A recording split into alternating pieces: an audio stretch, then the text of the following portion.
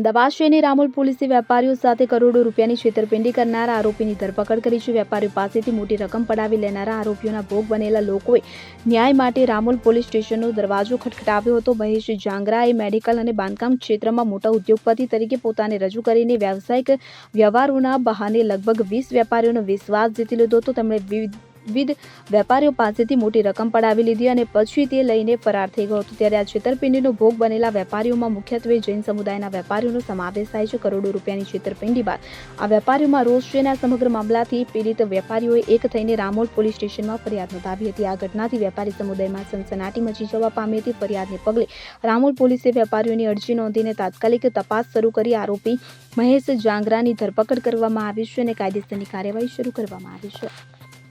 લલિત જૈન અને અન્ય 15 એના જે મિત્રો છે અથવા પરિવારજનો છે એમની સાથે એક ફ્રોડ થયેલું.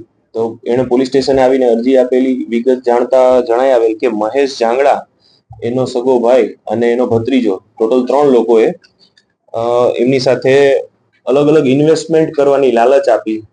વિવિધ પ્રકારના પૈસા એ કેશમાં અને ઓનલાઈન પણ ઇન્વેસ્ટ કરાવ્યા અને કોઈ પણ જાતનું વળતર એને આપેલું નહીં અને પોતે ફરાર થઈ ગયેલો.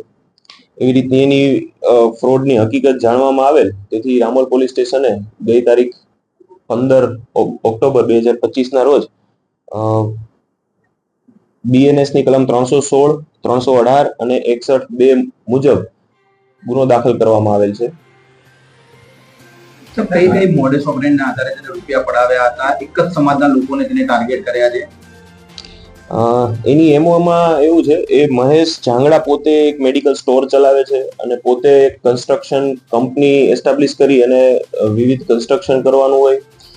પછી એક એની અલગ અલગ પેઢી છે એમાં પણ ઇન્વેસ્ટમેન્ટ કરી અને સારામાં સારું વળતર આપવાની લાલચ આપી અને જૈન સમાજના જે પ્રતિષ્ઠિત લોકો છે, ધંધાદારી લોકો છે, એમને વિવિધ યોજના હેઠળ એને ઇન્વેસ્ટ કરાવતા અને કોઈ પણ જાતનું રિટર્ન આપ્યા વગર એને ઉચાપત કરી અને પોતે નાસી ગયેલ છે. ટોટલ કેટલા રૂપિયાનું તેને ફ્રોડ કર્યું, કેટલા સમયમાં કર્યું?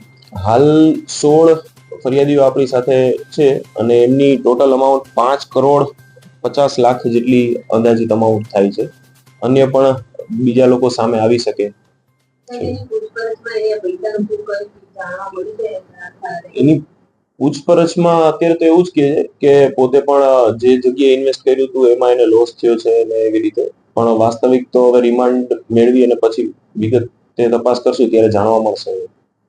મહેશ જાંગડાનું બેકગ્રાઉન્ડ શું છે મેડિકલ સ્ટોર સિવાય? પોતે મેઇન એનો બિઝનેસ મેડિકલ સ્ટોરનો છે. વર્ષોથી એ મેડિકલ સ્ટોરના વ્યવસાય સાથે જ સંકળાયેલો છે.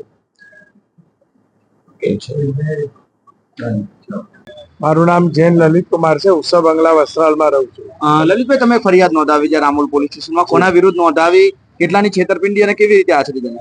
છેતરપિંડીનો આંકડો તો બહુ મોટું છે, પણ અત્યારે અમે 5,42 લાખ રૂપિયાનું અહીંયા ફરિયાદ નોંધાવી છે.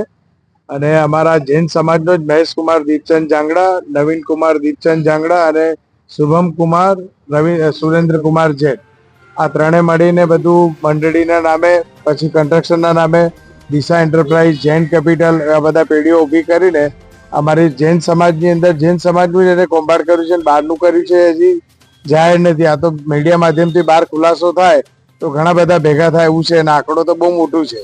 અત્યારે કેટલા લોકો ભોગ બનનાર હશે? આંકડો કેટલો હશે ચીટિંગનો? હા, આમ આંકડો અમારો અત્યારે 5,42 લાખનો તો બતાવ્યો છે, પણ આંકડો મોટો છે.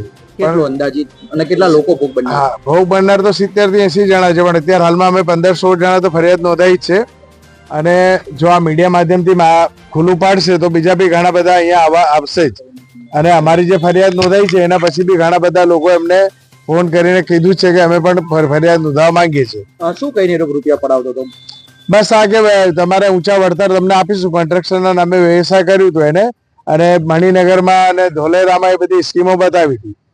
કેટલા લોકોને એના ઓફિસ બોલાવતો તો, ક્યાં આગળ બોલાવતો હતો? ના, એ પોતે એમાં એવું છે કે ગણતરીના લોકોની પાસે જતો હતો અને ઘણા બધાને એમની મેડિકલની જે શોપ છે કાંકરિયા ગોરધનવાડી પર, ત્યાં બોલાવતા હતા. અને બને મોસ્ટ ઓફલી બધા ત્રણે સાથે જ ત્યાં જ જતા હતા, બધાને ઘરે જ. તમે બધે ગયા હતા સ્કીમ જોવા માટે કે કન્સ્ટ્રક્શનની? હા, હું એને મણિનગર સાઈડ જોવા ગયો હતો, પણ એ મણિનગર સાઈડ એમની છે કે નહીં એ ખબર નહીં પડી અમને. એ હજી બી પ્લોટ જ પડ્યા છે. કેટલું રોકાણ કરો તો એનું વળતર આપે, શું કહેતા હતા? ના, અમારા જૈન સમાજની અંદર 60 પૈસાથી 80 પૈસાનું જ વળતર હતું, એટલે અમે એનાથી વધારે અપેક્ષા રાખતા બી નથી. રુસ્તમ શેખ સાથે સેન 24 ન્યૂઝ અમદાવાદ.